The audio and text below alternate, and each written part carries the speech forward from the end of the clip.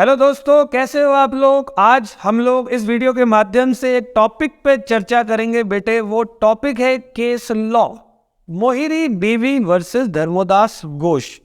इस case law के बारे में डिस्कस करने से पहले मैं आपको कुछ बातें याद दिलाना चाहता हूं। सबसे पहले मैंने आपको इंडियन कॉन्ट्रैक्ट एक्ट का एक सेक्शन पढ़ाया था, सेक्शन नंबर 10।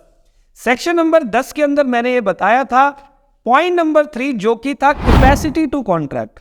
उस समय हमने डिस्कस किया कि every person in this world are capable to enter into a valid contract except कौन सा, EXCEPT वाला, मतलब छोड़कर 3 लोगों को, माइनर, अनसाउंड माइंड और पर्सन डिस्क्वालिफाइड बाय लॉ।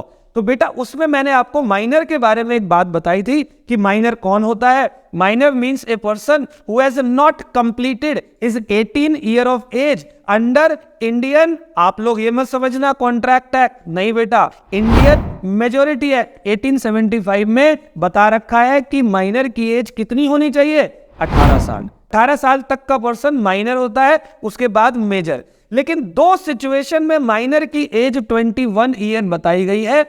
जब माइनर की प्रॉपर्टी को चलाने के लिए कोई एडमिनिस्ट्रार कोर्ट के द्वारा अपॉइंट किया गया है, या जब माइनर के गार्जियन को कोर्ट के द्वारा अपॉइंट किया गया है, तो ऐसी सिचुएशन में कोर्ट भी मानता है कि माइनर के माइंड को डेवलप होने में थोड़ा समय लगेगा। तो ऐसी 2 सिचुएशन में 21 साल।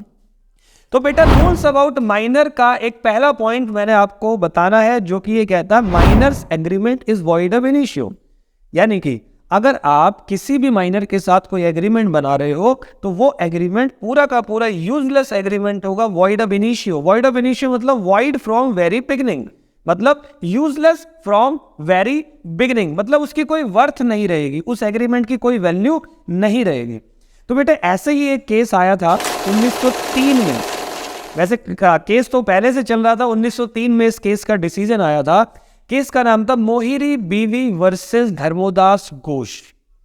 अब बेटा ये केस क्या था।